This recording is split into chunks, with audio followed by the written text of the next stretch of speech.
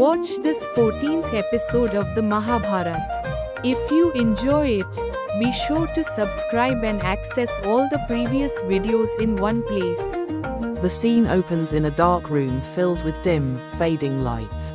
A gentle breeze moves through the house, causing the curtains on the window to flutter slightly.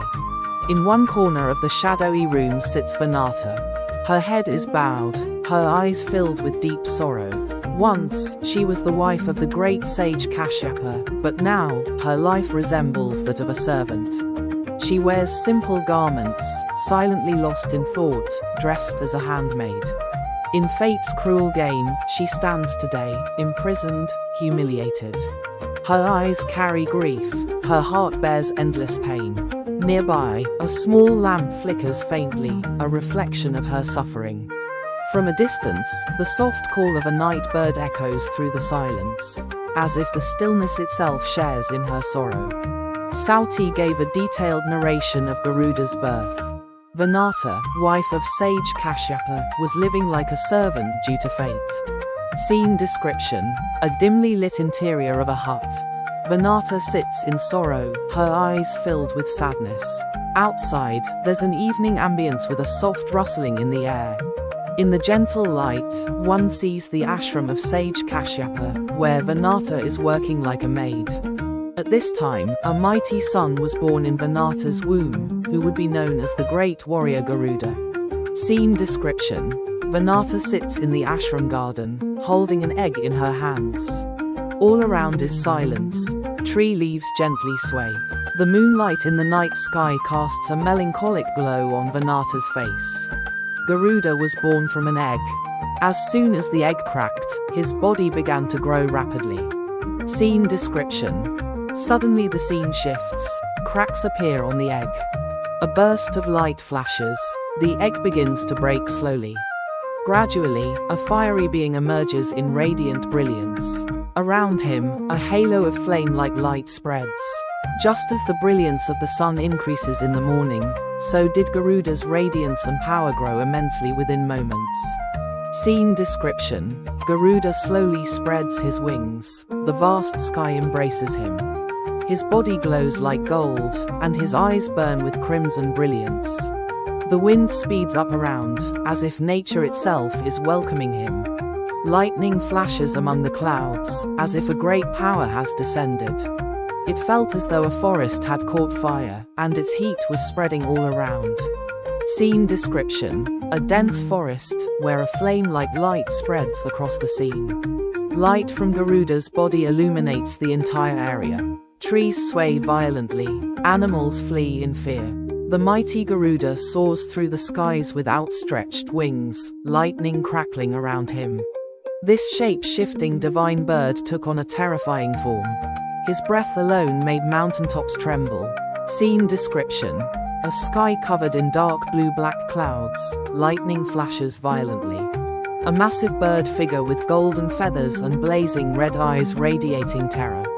Mountain peaks shake, and some boulders fall. Fierce winds blow, trees sway, and nature itself seems frightened. His limbs sparkled like lightning, and his red eyes burned like fire. Within moments, his head touched the sky. Scene description: Garuda's wings expand wide, blanketing the entire sky. His body glimmers like lightning, manifesting cosmic power. His eyes are deep red, like twin flames ablaze. Slowly, he ascends, rising ever higher to touch the heavens. His terrible roar filled the skies, frightening both gods and demons. It felt as if the fire of doomsday was raging to destroy everything. Scene description: a fierce roar bursts from Garuda's mouth. Waves of sound shake the sky. Gods and asuras tremble in fear. Some demons flee into caves, while gods descend from heaven to consult each other. It seems as if at the edge of the horizon, a great firestorm of destruction is ablaze. Witnessing this terrifying sight, both gods and asuras feared it to be the wrath of the fire god. So, they began chanting hymns to Agni. Scene description: the gods gather in council, fear and concern in their eyes. The asuras too believe this to be Agni's fury. All begin praying to Agni together, chanting sacred mantras. Reflections of fire are seen everywhere, though not real flames, but Garuda's radiant energy. But Agni, smiling, said, "Why are you worshipping me? This power is not mine. You need not fear, for this mighty being is the son of Vinata, born for the welfare of all worlds. He is the destroyer of the wicked and protector of good." Scene description. Agni appears from a brilliant flame, smiling serenely. The gods bow to him, but he raises his hands to stop them. Garuda still shines in fire-like brilliance, his breath sending shockwaves through the air. Agni looks at the gods and declares, "This is not my power. This is Garuda, son of Vinata." Upon hearing Agni's words, the gods were reassured and began to praise Garuda. But his radiance was so intense that the gods were on the verge of losing their sight, and his terrifying roar nearly deafened them. Scene description. The gods stand within a luminous celestial sphere, their faces bearing clear signs of fear. Garuda hovers mid-sky, radiating a blinding brilliance that dazzles the eyes of the gods. Some gods are covering their eyes with their hands, others are shielding their ears from the overwhelming roar. Agni stands before them, gesturing to affirm that this is not his power, but Garuda's. The gods pleaded, "O son of Kashyapa, you are merciful, please restrain your fierce brilliance and protect us." Scene description. The gods bow before Garuda with folded hands, their faces marked with humble supplication. Beneath Garuda's immense wings, the gods appear tiny, as if awaiting his mercy. Though his eyes still blaze with brilliance, Garuda seems softened by the gods' pleas. The surrounding light begins to dim slowly, and the fiery hue of the sky gradually calms. Hearing the gods' praise, Garuda was pleased and restrained his terrible radiance. Scene description. Garuda gazes at the gods and takes a long breath. The flame-like glow around him begins to fade gradually. His wings slowly fold in, his radiance decreases, and the sky returns to its natural color. The gods exhale with relief and joy. The sky once again appears clear and serene. Thereafter, Garuda took his brother Arun and arrived at the chariot of the sun. Scene description. Garuda is now calm yet majestic. He gently descends from the sky. In front of him stands his brother Arun, gazing at him intently. Garuda calls Arun, and the two begin their celestial journey toward the sun. The atmosphere is divine, golden light spreads all around, and the gods shower their blessings. For the sun's brilliance was so intense that it scorched all three realms. But with Arun in place, that excess brilliance was brought under control. Scene description. The sun's chariot is vast, its radiance so overwhelming that the surroundings are engulfed in smoke. As Garuda and Arun arrive, a change begins to occur in the surrounding light. Garuda places Arun at the front, and Arun steadily takes his place at the helm of the chariot. In an instant, the overwhelming radiance of the sun is calmed, and a balanced light spreads across the space. When the sages wished to understand this incident, they curiously asked Sauti, "Why did the radiance grow so intense? Why did it seem the three worlds might burn?" Then Sauti replied. Scene description. A tranquil forest setting where sages are seated in a gathering. They are engaged in serious discussion, their faces marked with curiosity. Sauti slowly rises, his face bearing a deep, contemplative expression. A soft rustle of falling leaves is heard in the breeze, and incense smoke curls up from the ashram. While Devanarian was distributing nectar among the gods, Rahu secretly sat among them and drank it. Scene description. A radiant heavenly setting, where Devanarian is distributing nectar from a silver vessel among the gods. One by one, the gods receive the nectar, their faces serene and content. A shadowy figure, Rahu, is secretly seated among the gods, sipping nectar, his eyes gleaming with cunning and greed. Amid the divine brilliance, the sun god notices Rahu, his brows furrowing in suspicion. Witnessing the event, the sun informed Lord Narayan. Then Narayan used his auspicious wheel to behead Rahu. Scene description. the sun god looks sharply toward Devanarayan, pointing toward Rahu with anger in his gaze. Narayan swiftly lifts the auspicious wheel, which glows like a halo of light. The discus speeds toward Rahu's head, and Rahu looks on in terror, eyes wide. In a flash, the wheel severs Rahu's head. His detached head floats into space, while his body falls to the ground. Because of this incident, the sun became a bearer of karmic sin, and the enraged Rahu began to pursue the sun continually in revenge. This is what we call an eclipse. Scene description: Rahu's severed head floats in space, eyes burning with rage.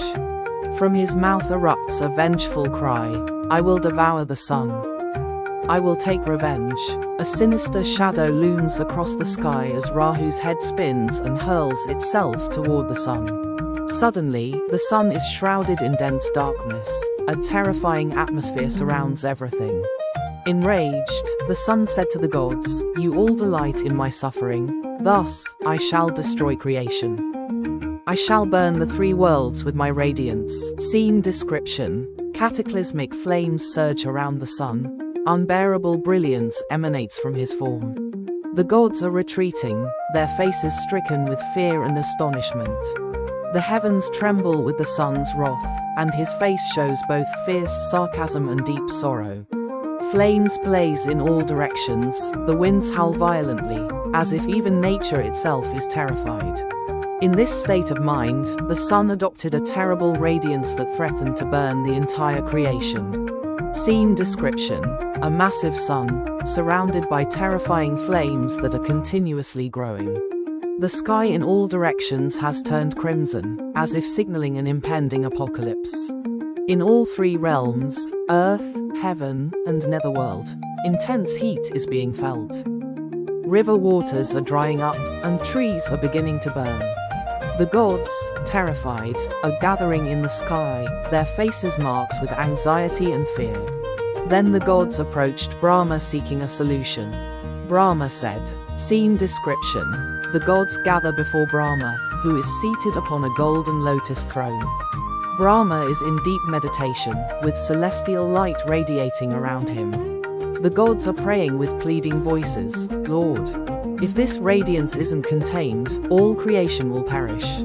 Brahma slowly opens his eyes and looks at him, a calm expression on his face. "Do not fear, I will resolve this. A son will be born to Kashyapa through Vinata, who will contain the excess brilliance of the sun. Bear with the hardship a little longer, and everything will be well." Scene description: Brahma raises his hand in a reassuring gesture, calming the gods. A bluish aura begins to spread, as if nature is gradually returning to normal.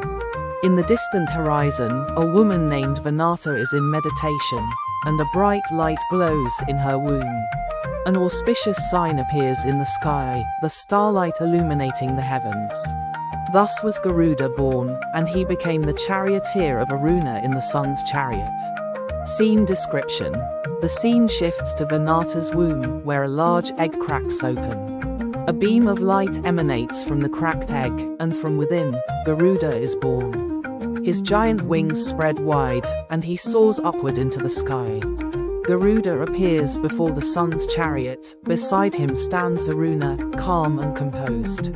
Aruna takes his place on the sun's chariot, and slowly the sun's excessive radiance begins to diminish. This sacred tale, when heard, grants merit to all.